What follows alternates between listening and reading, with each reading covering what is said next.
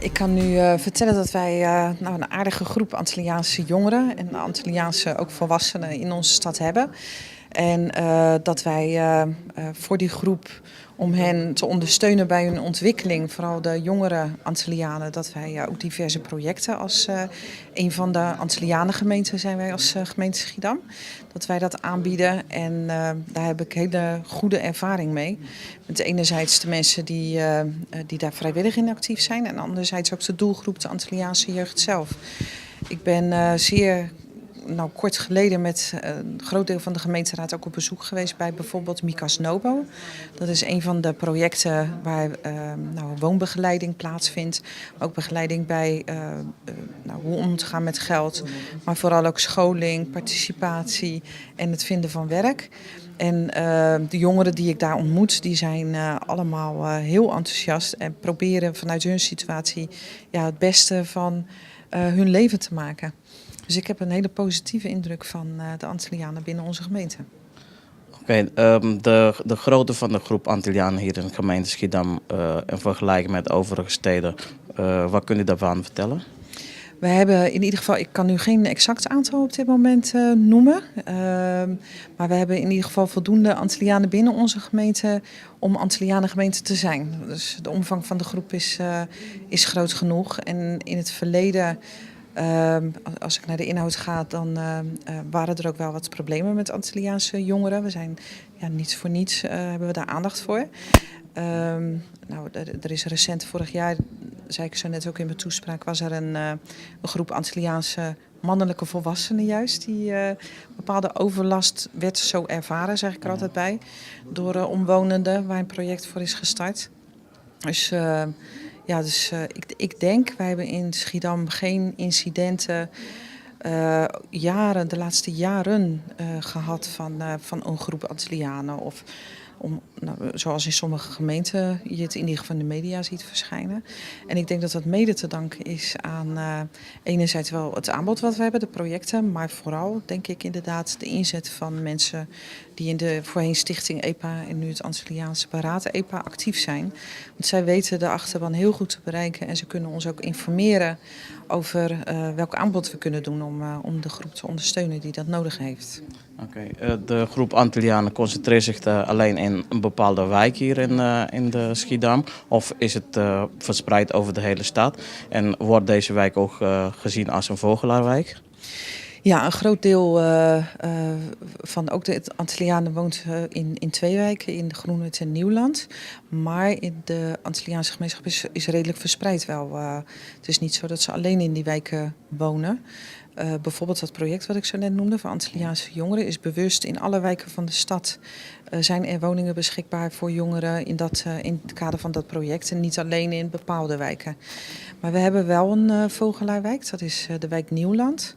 En daar krijgen we gelukkig ook extra middelen van het Rijk voor om gericht op onder andere jongeren en Antilliaanse jongeren om een project als Jongeren aan Zet, waarbij huiswerk onder begeleiding wordt geboden en jongeren met elkaar activiteiten kunnen verrichten. Nou, dankzij die extra financiële inzet van het Rijk kunnen we dat soort projecten draaien. Oké, als je de inzet van de Antillianen ziet en de wijze waarop ze ermee omgaan, zou je kunnen zeggen dat wat er gezegd wordt dat Antilliaanse jongeren of mensen dus een laag IQ hebben. Ervaart u dat zelf of hoe kunt u dat vertellen? Nee. Ik heb dat nooit ervaren. Ik heb het wel pas gelezen. Die indruk heb ik volstrekt niet. Ik denk wel dat je, als je kijkt naar vraagstukken, maar dat geldt ook voor autochtone jeugd. En dat geldt voor heel veel groepen. Als je kijkt naar de ontwikkelingen, participatie en emancipatie. Dat je wel goed moet kijken ook naar het vermogen van mensen. Hun capaciteit, enerzijds capaciteit in denken, zeg maar, het IQ. Maar ook wat ik ook zo net, daar ben ik van overtuigd in mijn toespraak zei, je kan ieder mens, ook een witte Nederlander, die kan een heel hoog IQ hebben, maar sociaal, emotioneel heel zwak zijn. En dan nog, dat is ook een factor, zeg maar, die van wezenlijk belang is bij op een prettige manier meedoen in de samenleving. hoe hooggeschoold en hoe hoog je IQ ook is. En ook dat aspect vind ik wel, en dat heeft niks met de Antilliaanse gemeenschap te maken, maar bij het integratiebeleid, maar ook bij het jeugdbeleid bijvoorbeeld, dat dat een beetje onderbelicht blijft. Dat kan een oorzaak zijn, dat men dat nog meer moet ontwikkelen. Een oorzaak van het niet integreren bijvoorbeeld. En dan moet je daar aan werken, want dat is het probleem in mijn ogen dan. En dan kan je mensen ook prima in werken. We hebben in Schiedam dus een heel ander terrein, maar om even als voorbeeld te noemen, op alle basisscholen vanuit die overtuiging weerbaarheidstrainingen ingevoerd. Dus alle kinderen op basisscholen krijgen weerbaarheidstraining. En dat is enerzijds hopen we diverse problemen daarmee te voorkomen. Dat is dat ze sterk in hun schoenen komen te staan, zodat ze zelf kunnen kiezen of ze meegaan met een groep die bijvoorbeeld in de criminaliteit dreigt te belanden, of ze zich laten gebruiken door een loverboy. Dat zijn, ik denk, de weerbaarheid en dus die sociaal-emotionele kant. Misschien ben ik een beetje langdradig, maar ik ben er echt van overtuigd. Die is een beetje onderbelicht en die is van heel groot belang. Oké. Nog een laatste vraag. Het is zo dat nu is een beraad in Schiedam. De beraad zal heel veel bijdragen aan de Antilliaanse gemeenschap. Alleen buiten dat, wat kunnen de gemeenten de beraad bieden? Wij kunnen, denk ik, zoals we ook al jaren proberen te doen, en dat gaat in goede samenwerking, ondersteuning bieden. Enerzijds op heel praktisch gebied van hoe kan je een en ander organiseren. We kunnen iets beschikbaar stellen, een ruimte, middelen om activiteiten te organiseren. Maar ook de werving van vrijwilligers bijvoorbeeld. Wij hebben als gemeente een onderdeel binnen ons gemeentelijk apparaat die daar ervaring bij andere organisaties in heeft.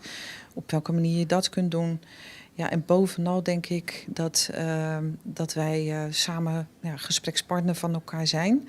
Zodat wij ook als gemeente de Antillianen die het nodig hebben iets aan kunnen bieden in de stad waar ze ook echt behoefte aan hebben.